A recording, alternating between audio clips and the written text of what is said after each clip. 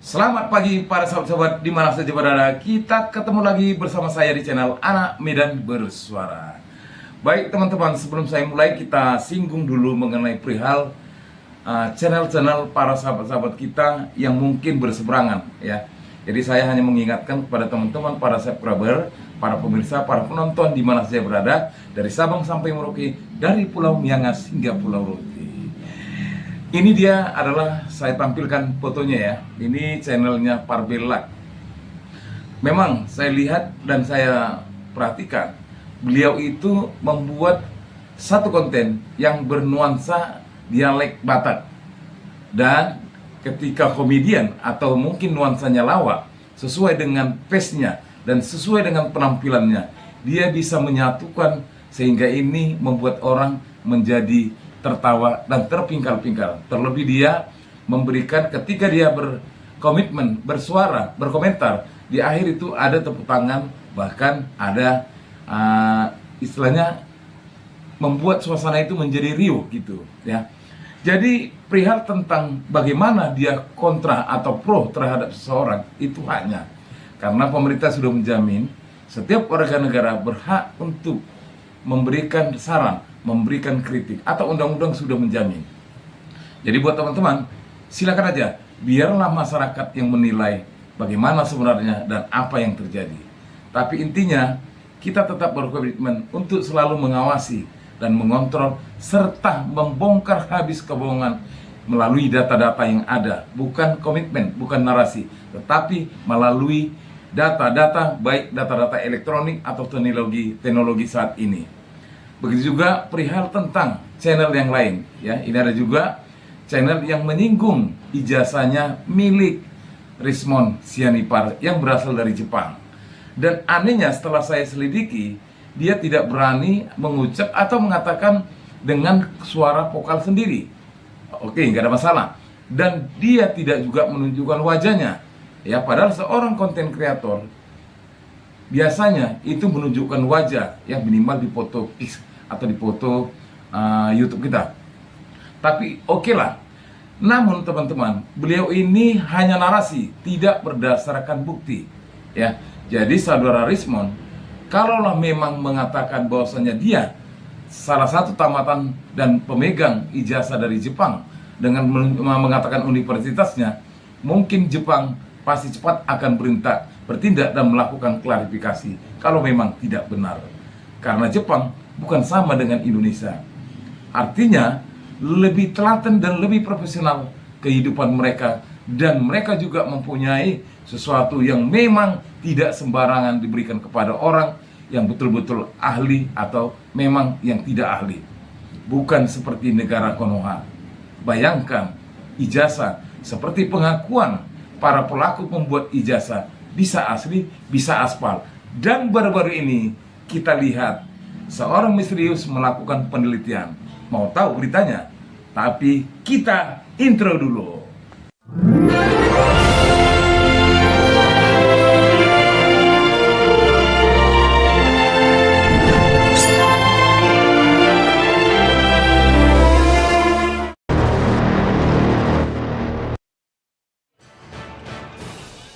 Polemik soal keaslian ijazah S1 Presiden ke-7 RI Joko Widodo kembali mencuat dan jadi sorotan publik. Komentar netizen terus bergulir seolah tak pernah selesai. Sementara itu pihak Rektorat UGM telah beberapa kali menegaskan bahwa Jokowi benar-benar alumnus UGM. UGM juga siap mendukung proses hukum untuk membuktikan kebenaran soal keaslian ijazah Jokowi. Ini bukan soal membela siapa, tidak. Tapi bahwa kami dalam posisi ini adalah menjelaskan sebagai sebuah lembaga yang memiliki dokumen, sudah kami jelaskan, dan Joko Widodo itu lulus pada November ya, 5 November 1985 sesuai dengan catatan di dokumen Fakultas Kehutanan. Nah nanti kami persilahkan apabila nanti kemudian ada proses pengadilan atau apapun, UGM siap. Misalnya sebagai saksi ya, kami siap. Baik, sahabat-sahabat, para pemirsa, kita lanjut ya. Seperti apa yang kita dengar tadi, di mana rektornya Universitas Gadjah Mada, mungkin beserta jajarannya ya, Purek maupun dekan, Di situ mereka meyakinkan kepada masyarakat lewat video yang ditampilkan oleh TV One News bahwasanya mereka mengatakan ijazahnya Pak Jokowi asli dan memang kuliah bahkan di wisuda di Universitas Gadjah Mada. Tetapi apa UGM tidak tahu apa yang terjadi di bawah ini, atau katakanlah yang sekarang sedang berkembang, yang mana Pak Jokowi mengatakan ketika tahun 2017 Pak Kasmujo adalah dosen pembimbingnya. Tapi setelah tahun 2025 muncul Pak Kasmujo bukan dosen pembimbing, melainkan asisten dosen. Kalaulah memang Universitas Gadjah Mada menjamin bahwa saya benar ijazah Pak Jokowi itu adalah asli, kenapa pada saat waktu ketika ada permintaan dari beberapa tokoh masyarakat melalui TPUA dan aktivis serta mereka yang menginginkan keterbukaan UGM, tapi yang ditunjukkan hanya sedikit berkas, hanya skripsi, dan itu pun setelah diselidiki, selidik punya selidik, padahal itu adalah tesis. Dan kenapa pula tidak ditunjukkan sesuai apa yang diinginkan oleh masyarakat, kok hanya didiamkan dan harus digulirkan ke pengadilan? Coba kita lihat apa ketika yang terjadi di Amerika Serikat, apa yang dialami oleh Obama pada saat itu. Ketika dia mencalonkan diri menjadi presiden, banyak pertanyaan-pertanyaan, bahkan ditanyakan perihal tentang surat-surat keaslian kewarganegaraannya. Tapi beliau langsung menunjukkan ke depan publik, bahkan ke semua para katakanlah wartawan, pers dan sebagainya.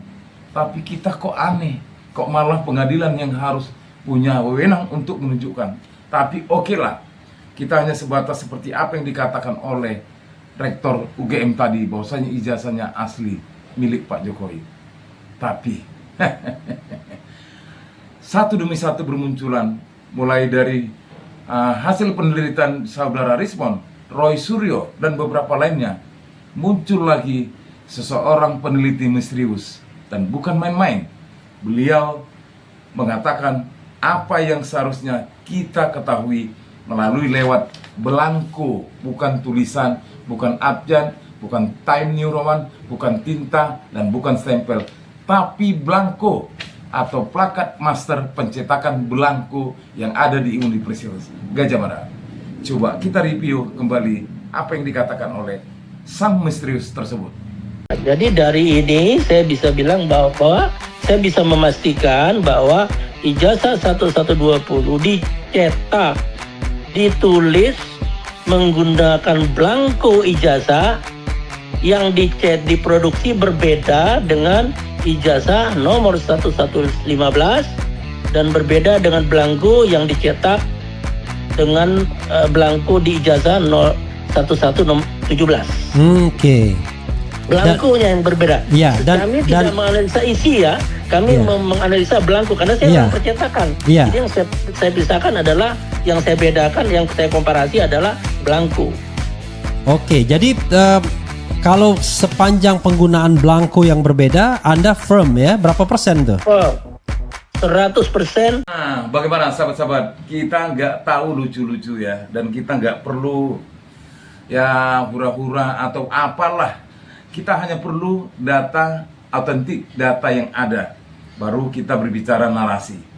Seperti yang kita sudah tampilkan tadi teman-teman, peneliti misterius ini membongkar kebohongan yang selama ini beredar, dan lagi-lagi seperti yang saya tampilkan melalui TV News tadi, bahwasanya dikatakan oleh rektor dan para pembantu rektor serta dekan Fakultas Kehutanan bahwasanya benar, bahwasanya Pak Jokowi tamat dan kuliah serta wisuda di Universitas Gadjah Mada.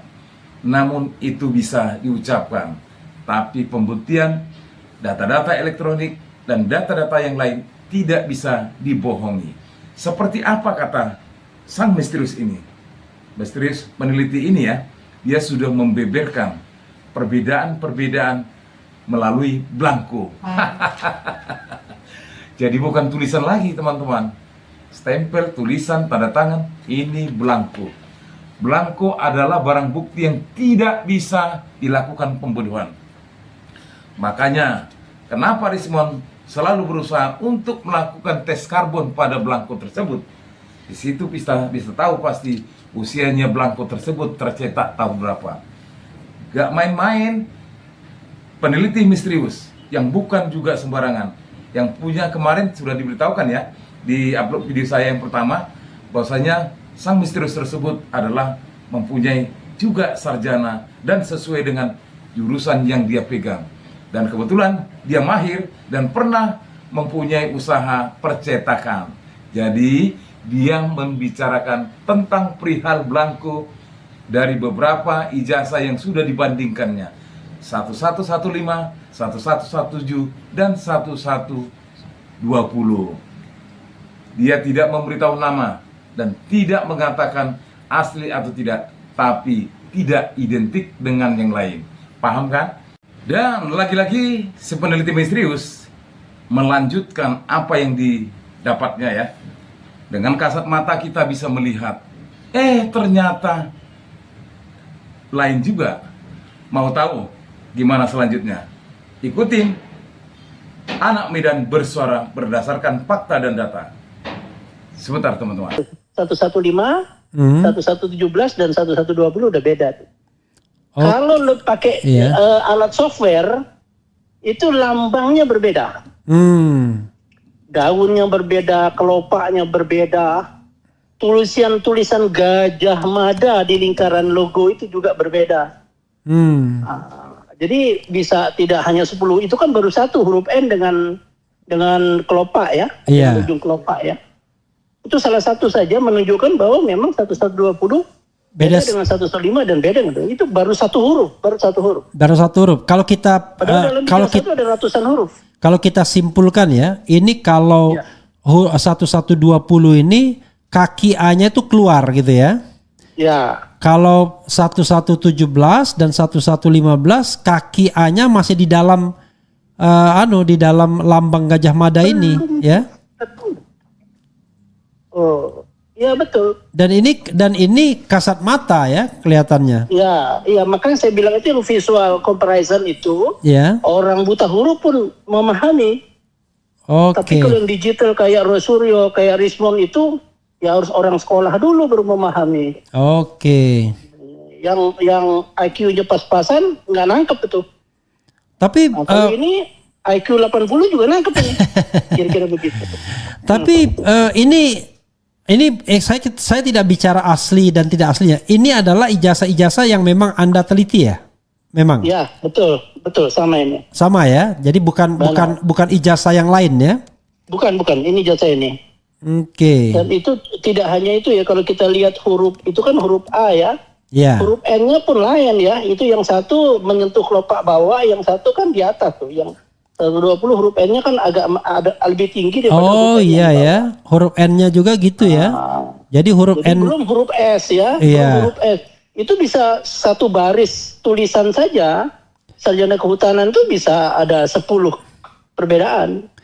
Dan sekali lagi ini 3 ijazah ini adalah 3 ijazah yang saya teliti dari 2021 pada saat COVID. Dan itu tanggalnya sama ya, 5 November. Tanggalnya 5, 11, 1985. Jadi tiga-tiganya sama. Ya. Logic thinkingnya ada wisuda setahun bisa 2 kali, bisa 3 kali. Ya, logic thinkingnya kalau wisudanya sama, ya harusnya semua identik gitu ya. Ya, belangkonya ya. Kita tidak bicara ini ijazah ini dipakai oleh siapa. Kita tidak bicara siapa pengguna ijazah.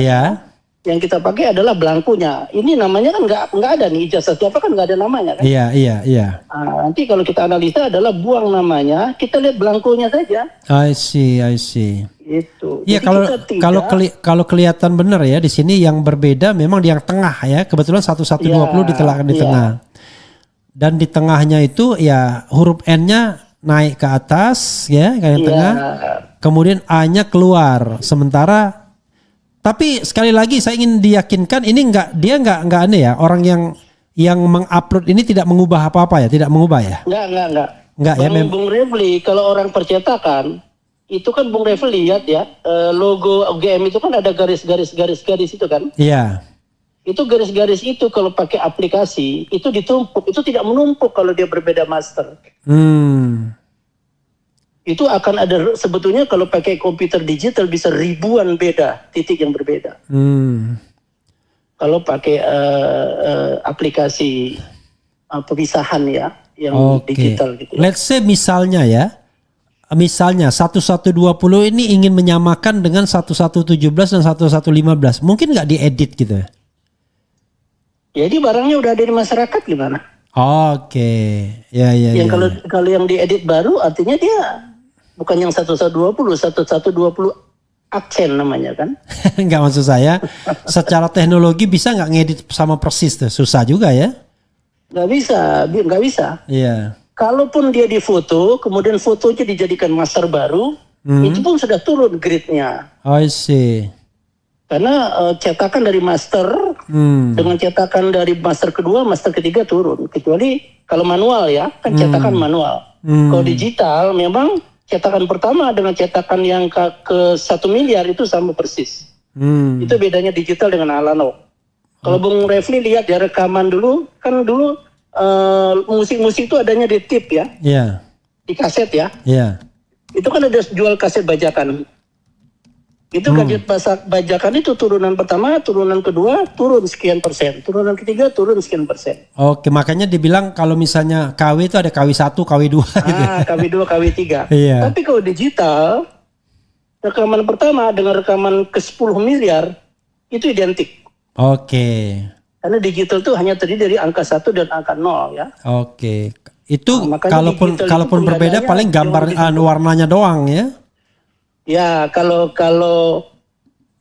tintanya beda ya beda. Iya. Nah, ini yang tidak banyak diketahui orang dan baru ini kita ketahui. Ya. Ketika ada penelitian melalui belangko dan ketika juga ada penelitian lewat penarikan garis apabila itu memang satu master plate. Sangat luar biasa kan? Dan bisa dilihat secara kasat mata lewat beberapa perbandingan-perbandingan yang dilakukan oleh peneliti misterius. Inilah yang dikatakan sesuatu kebohongan yang memang apapun yang menyimpan, apapun kekuatannya, suatu saat waktu akan berkata dan pasti akan terurai sedikit demi sedikit. Bagaimana pendapat teman-teman setelah melihat video yang saya ambil dari channel Bung Refli Harun bersama peneliti misterius? Ketika kemarin dilakukan penelitian lewat belangko dan saat ini lewat beberapa garisan ukiran-ukiran yang ada di logo Universitas Gadjah Mada. Ya, main-main, ini bisa dilihat secara kasat mata, tapi kita terlupakan. Dan ini mungkin akan membantah apa yang dikatakan oleh Rektor Universitas Gadjah Mada beserta jajarannya. Kita sebagai para konten kreator tak ada henti-hentinya untuk menyuarakan kebenaran. Dan kali ini kita masih berlanjut kepada channel Bung Refli Harun bersama katanya Rismond Sianipar sudah mendapat surat cinta dari, ya pasti kita sudah tahu. Kita dengar yuk videonya. Malam Bang Refli. Oh, luar biasa ya. Saya tadi kan Anda iseng-iseng ngasih undangan ya. Ternyata Anda dapat 2 kali undangan ya. Iya Bang, ternyata. Ya. Kenapa? Berapa ya? itu? 15 dan besok lusa tanggal 22 Mei. Oke. Pukul 10 hari Kamis. Pertanyaannya adalah undangan pertama itu kenapa Anda tidak datang? Ini untuk kalau saya tahu sudah Anda katakan, tapi klarifikasi ke publik tentunya ya. Itu yang itu 2 surat sekaligus itu Bang dalam satu amplop. Oke. Jadi yang tanggal 15 itu bahkan hari ini. Mereka mengirimnya ke alamat yang nggak persis gitu loh. Oh, sorry, saya JNE-nya. Sorry. Paket. Sorry, saya benarkan untuk informasi penonton ya, bahwa surat pertama itu ditanggalkan tanggal 9 Mei 2025. Ya, tanggal suratnya untuk hadir pada tanggal Kamis 15 Mei 2025. Iya, Bang. Kemudian surat kedua itu ditanggalkan tanggal 16 Mei 2025 untuk datang Kamis 22 Mei 2025. Nah, sekarang klarifikasi dulu. Kenapa Anda tidak datang terhadap undangan yang seharusnya tanggal berapa tadi? Tanggal 15 Mei tadi. 15. Ya, silakan. Nah, klarifikasinya itu surat datang berbarengan hari ini, Bang. Yang baik pemanggilan tanggal 15 maupun yang tanggal 22. Nah, yang tanggal 5 itu pun hari ini salah alamat. Jadi pihak paket menelpon saya akhirnya. Terus saya tanya nomornya dari siapa? Taunya dari si pengirim. Berarti Polda Metro Jaya tahu dong harusnya nomor telepon saya. Buktinya pihak paket mengetahui nomor telepon dari pengirim pihak Polda Metro Jaya. Nah, pertanyaannya, kenapa sebelum tanggal 15 Mei itu mereka sudah tahu apa saya, nomor telepon saya, kenapa nggak di WA gitu kan, Bang? Bahkan sampai hari ini juga tidak ada WA. Nah, kasus dengan Pak Roy Suryo dengan Pak Michael Sinaga itu mereka WA juga samping ke alamat gitu loh, Bang. Mungkin gitu. Mereka takut WA Anda karena Anda ahli digital forensik.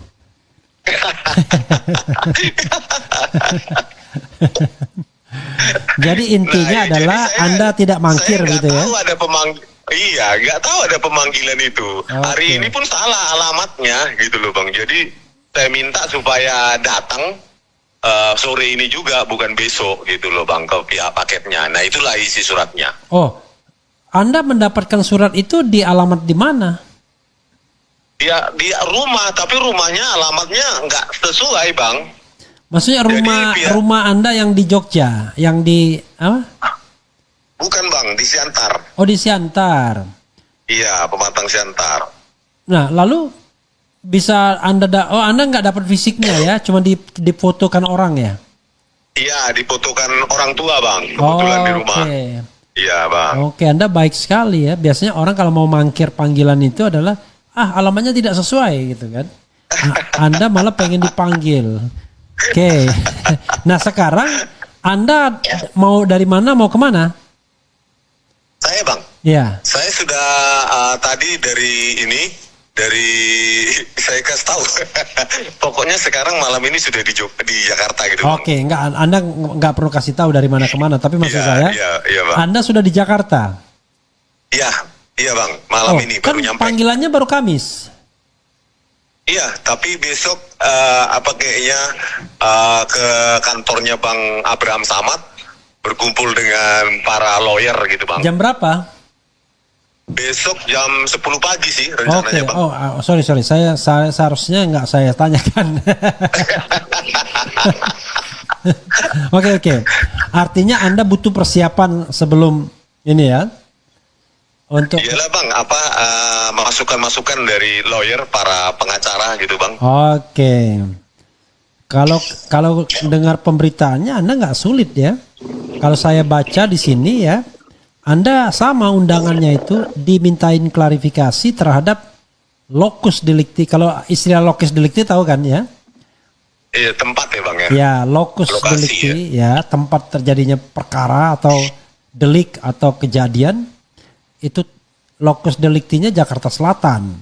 Lalu tempus delictinya 26 Maret 2025. Roy Suryo sama semua itu. Roy Suryo nggak ada jawab satu pun kecuali jawaban biodata, karena dianggapnya tidak relevan semua itu. Iya, Bang, kan saya juga nggak ada di TKP kan tanggal 26 Maret itu. Iya, Anda di mana? Saya lagi tiduran mancing-mancing gitu, Bang. Di Bali J sana. Iya. Nggak, maksud saya kan kalau Anda punya alibi yang lebih kuat, ya kan? Anda bisa katakan saya nggak di Jakarta pada tanggal sekian. Tapi kalau Anda memang, Bang, nggak di Jakarta. memang nggak di Jakarta sama sekali. Artinya ya kelihatannya pemanggilan Anda formalitas saja itu, yang penting udah dipanggil duluan kan? Kan setelah tanggal 15 April itu, ya kan dari UGM baru saya setelah itu ke Jakarta kan Bang, setelah 15 April itu. Oh. Setelah dari UGM itu Bang. Iya. Jadi ini kan tanggal 26 Maret ya. Berarti 26 Maret Anda nggak di Jakarta ya? Iya Bang. Oke, baru 15 April ke Jakartanya ya. Setelah 15 April. 15 April lah itu Bang. Mungkin tanggal 20-an ya, seminggu setelah. Karena itu jauh-jauh Anda ngapain ya? Kasihan juga itu. Ongkos sendiri nggak dibayarin kan? Sendiri Bang. Saya senang dengan Anda ya. Walaupun di pingpong gitu dengan panggilan seperti ini, tapi senyum aja, ketawa-ketawa aja. Kan ini resiko yang sudah dikalkulasi juga lah Bang. Dengan mengungkapkan kajian ilmiah kita pasti ada yang pihak yang tidak senang gitu. Bahkan tadi dia ini saya nonton juga pengacaranya Pak Jokowi Yaakob Hasibuan dengan Pak Roy udah mulai membantah kan mereka bahwa ini kan analog, artinya bukan digital gitu. Kenapa dilakukan analisis forensik digital gitu loh Bang? Tadi di iNews saya tonton gitu. Sementara analognya nggak mau disebutkan, nggak mau dikeluarkan. Analognya ya lembar pengesahan skripsi itu kan Bang, yang kita foto. Oh iya. Maksudnya maksudnya tidak mau diserahkan untuk diperiksa kan? Iya. Gimana kita mendapatkan analognya kan? Sebenarnya semua dari analog kan Bang, makanya ada proses konversi dari analog ke digital. Nah dari hasil digitalisasi tersebut baru dianalisa patternnya kan. Digital forensik itu kan bicara tentang pola. Makanya berawal lahir dari ilmu pattern recognition ya, pengenalan pola kan Bang. Nah pola itu kan pola digital yang bisa dianalisa, diperbesar, dianalisa sebaran warnanya dan lain-lain.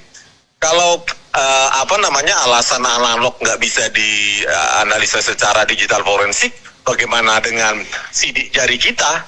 Itu kan analog. I see. Nah, kan analog itu dikonversi menjadi digital baru diidentifikasi dengan teknik bifurcation namanya, membaca cabang-cabang di dalam. Sama dengan muka kita ya. Iya Bang, mata juga. Iya, kan, setelah didigitalkan baru kemudian dianalisis ya kan? Iya Bang, biometrik itu kan dari analog, dari wajah kita. Nah, analog itu dikonversi menjadi digital, menjadi gambar digital, baru ditelaah, dianalisa patternnya kan, semua bicara tentang pola kan Bang.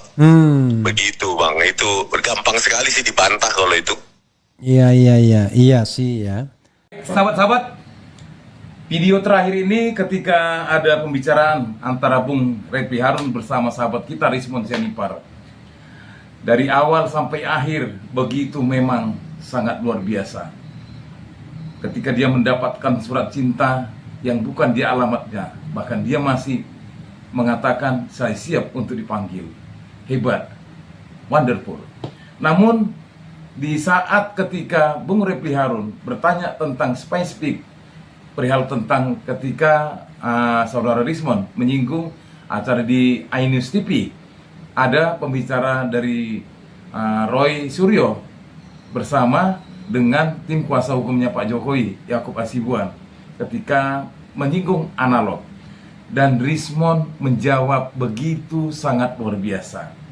Bagaimana kalau ini didengar oleh channel Helger Bercerita yang kemarin mengatakan bahwasanya ijazahnya yang berasal dari Jepang milik Rismond Sianipar adalah palsu.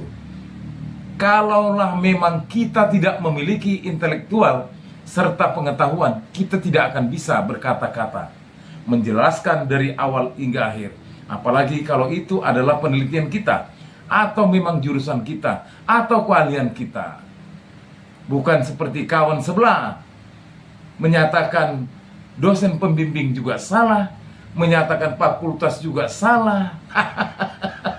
Apalagi teman-teman, kalau kita memang menamatkan kuliah di salah satu universitas, nggak mungkin kita nggak tahu KKN atau kuliah kerja nyata kita di mana, atau transkrip nilai kita, atau apapun itu yang berhubungan dengan universitas kita atau fakultas kita. Minimal ada foto-foto yang asli yang bisa kita tunjukkan, bukan foto-foto yang diedit dan dipaksakan. Bagaimana menurut sahabat-sahabat para pemirsa melihat tayangan beberapa video yang bisa kita buat jadi satu kesimpulan bahwasanya memang harga kebenaran itu sangat susah untuk kita raih, karena kebenaran membutuhkan banyak biaya dan banyak waktu, bahkan butuh pengorbanan baik material maupun jiwa. Sahabat-sahabat para pemirsa dimanapun berada, para subscriber saya, baiknya bagaimana supaya bisa menyadarkan sahabat-sahabat kita. Jangan lupa langsung di-share, like, komen, agar kita semakin kuat untuk bisa memantau apa yang akan terjadi saat ini. Karena film tetap berlanjut terus. Kita terus nyalakan api kehidupan, api kebenaran untuk demi bangsa dan negara dan demi anak cucu kita. Agar mulut-mulut para bajer-bajer, mulut-mulut mereka yang kontra, mulut-mulut mereka yang pro mengetahui siapa yang benar dan siapa yang salah. Baiknya kita sudahi dengan kata salam perjuangan, hidup rakyat Indonesia, merdeka, merdeka, merdeka.